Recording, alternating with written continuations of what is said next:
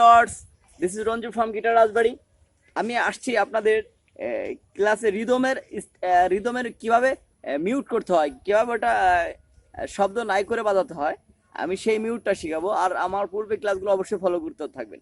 আর অবশ্যই পূর্বের ক্লাসগুলো দেখলে আপনারা এই গিটারের রিদমটা শিখতে পারবেন, রিদম কিভাবে শুরু করবেন সব শিখতে পারবেন, রিদম থিওরিও শিখতে পারবেন।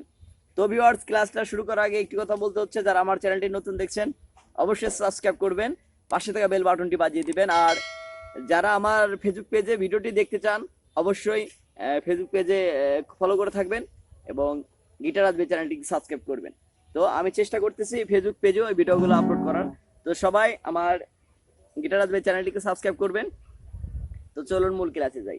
আজকে আমরা শিখবো রিদম 2 বিট। 2 বিটের রিদমের ভিতরে কিভাবে মিউট করতে হয়। ঠিক আছে, 2 বিটের রিদমের কিভাবে মিউট করতে হয়।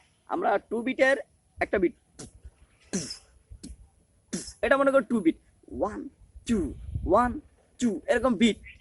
এই বিটে আমরা স্ট্রোক দিচ্ছি দুটা, 1 2 1 2। তাহলে কি হচ্ছে 1 2, মানে 1 2। এই যে 2 বিট শিখলাম, 2 বিটের প্রথম মিউট হবে এরকম 1 1 2 1